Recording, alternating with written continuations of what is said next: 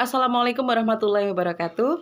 Boys and girls, hari ini adalah pertemuan ke-14. Kita akan membahas tentang kepemimpinan atau leadership. Nah, kenapa Bubin menyisipkan materi leadership pada mata kuliah psikologi industri? Salah satunya adalah karena kalian sebagai seorang fresh graduate nantinya akan paling tidak menjadi pemimpin untuk anak buah kalian di tempat kerja. Kalian akan menjadi barangkali seorang supervisor, kalian akan menjadi manajer, kalian akan menjadi leader pada tim kerja kalian, maka insya Allah mata kuliah ini akan memberikan kalian sedikit bekal untuk bagaimana mengenal kepemimpinan di dalam suatu perusahaan.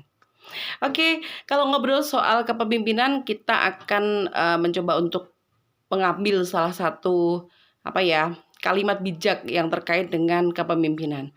Kalau Bubin punya satu kalimat bagus, "Gouverner c'est prévoir", yang berarti pemimpin itu harus menghadap ke depan. Apa sih artinya? Pemimpin adalah sosok yang harus siap dengan segala macam kondisi dan situasi.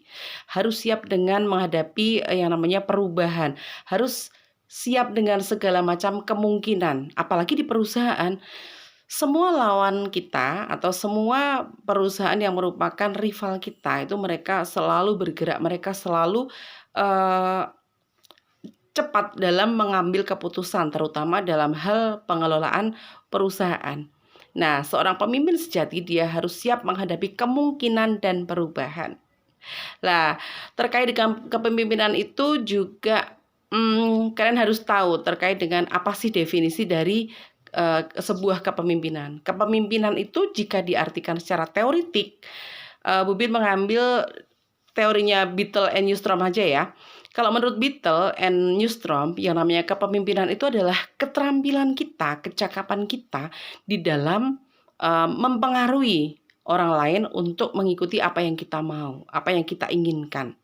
Jadi sama seperti kata Robbins ya. Kalau Robbins mengatakan bahwa sebuah kepemimpinan itu adalah kemampuan mempengaruhi follower kita atau kelompok yang kita pimpin ke arah tujuan bersama-sama, ke arah tujuan bersama kita. Nah, pemimpin itu intinya adalah bisa mempengaruhi atau mengajak anak buahnya ke arah tujuan bersama-sama. Itu pada intinya seorang pemimpin.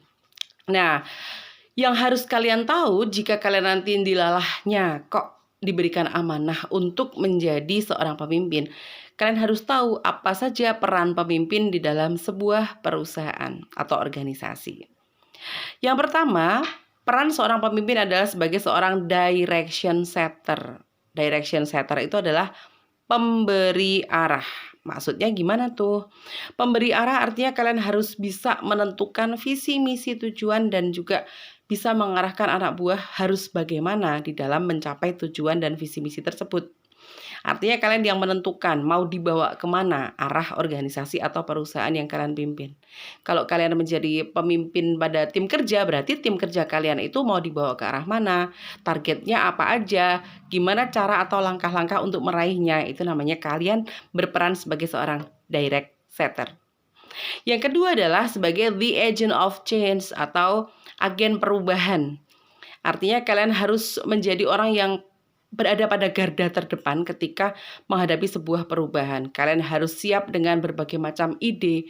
Kalau harus ada plan B, kalian harus punya plan B, plan C, plan D. Artinya kalian harus siap dengan segala macam kemungkinan. Itu kalau seorang pemimpin sejati ya. Jadi harus menjadi the agent of change. Apa yang harus dilakukan tapi pemimpin yang lain tidak berani melakukan, kita bisa mengambil keputusan yang berani. Itu sebagai seorang the agent of change.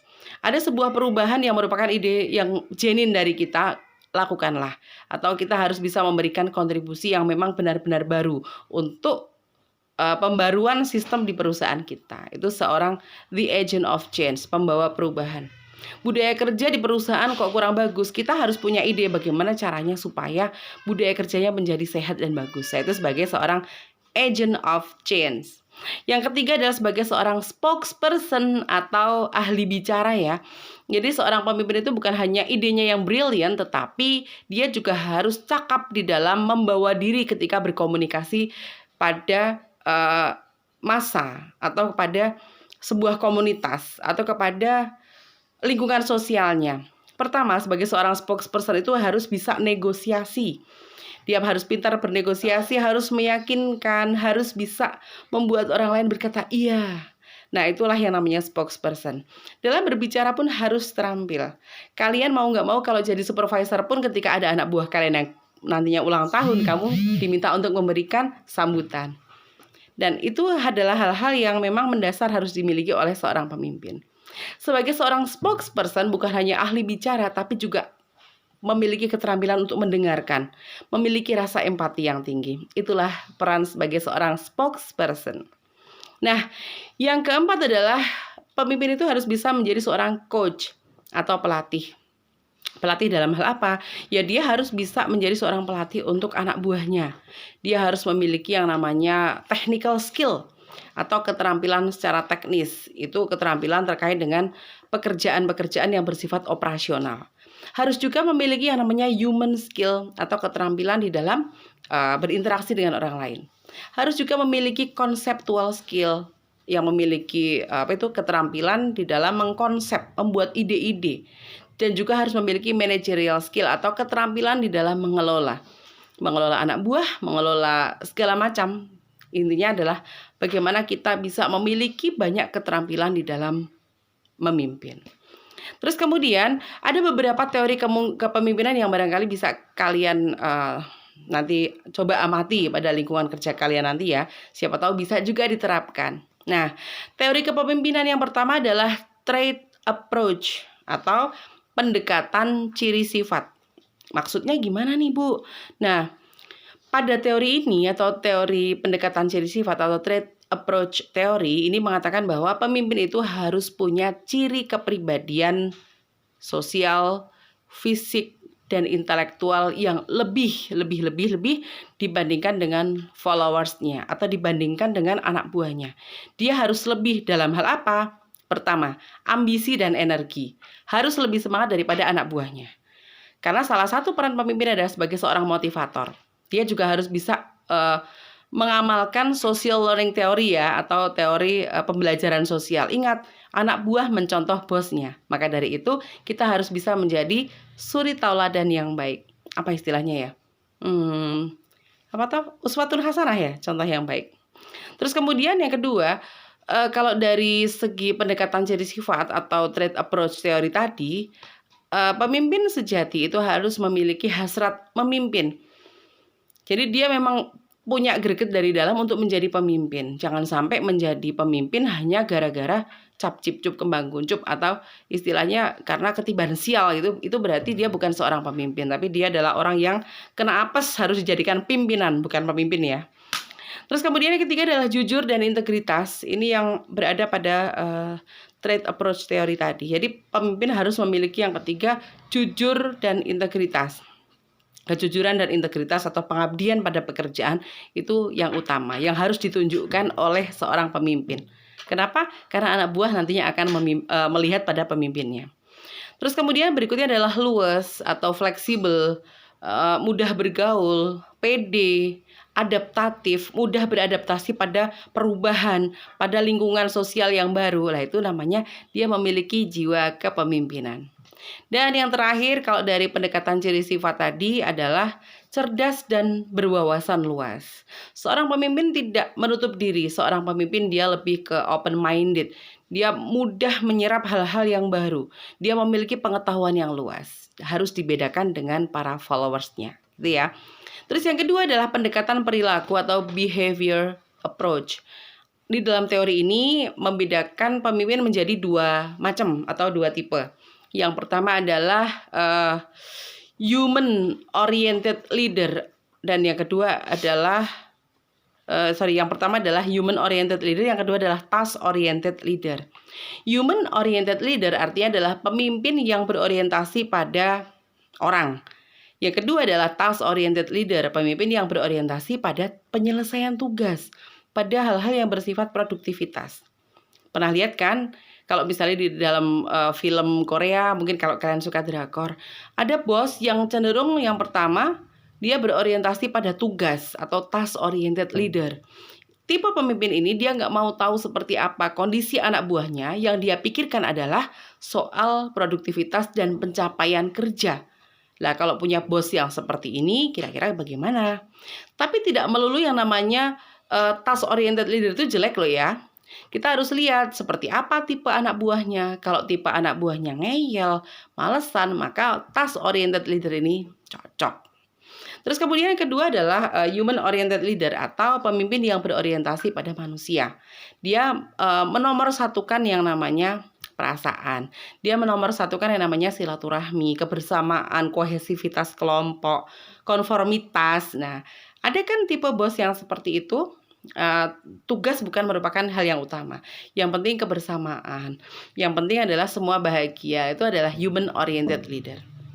Penerapannya, kalau human oriented leader diterapkan pada anak buah yang males-malesan, kalau nggak disuruh nggak mau, itu bakalan jeblok hasil akhirnya. Kenapa? Karena kadangkala kalau tipikal, ada beberapa tipikal manusia ya, yang ketika dibaikin atau dilembutin, justru dia akan ngelunjak gitu ya. Nah, oke. Kemudian yang ketiga adalah pendekatan situasional atau situational approach. Nah, pada teori ini mengatakan bahwa pemimpin itu seharusnya memiliki 4 hal ini. 4 hal ini. Yang pertama adalah directive leader. Dia harus memiliki kalau directive leader itu kalau diartikan sebagai pemimpin yang ngedirect, pemimpin yang mengarahkan. Tipe pemimpin ini atau directive leader itu lebih cenderung ke pemimpin yang suka ngasih bimbingan secara teknis, suka ngajarin, suka memberikan arahan. Nah, itu namanya directive leader. Yang kedua adalah supporting leader. Supporting leader itu adalah pemimpin yang memberikan dukungan. Dia lebih ke arah motivator gitu ya.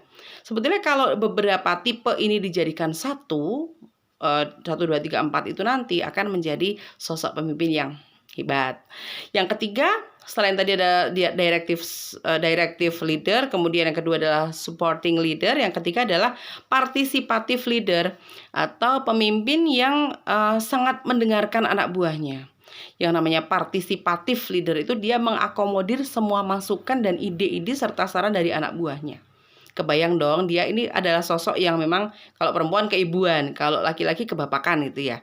Nah, dan yang terakhir adalah achievement oriented leader atau pemimpin yang berorientasi pada pencapaian dan prestasi.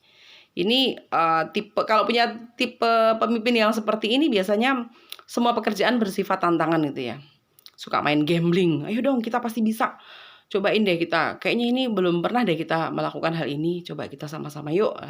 Itu adalah tipe achievement oriented leader. Biasanya penuh dengan target-target, penuh dengan impian-impian. Anak buahnya kadang-kala harus, oke, aku juga pasti bisa gitu ya. Barangkali kamu bisa menggabungkan beberapa hal yang bagus tadi untuk kalian terapkan nantinya ketika berada di perusahaan.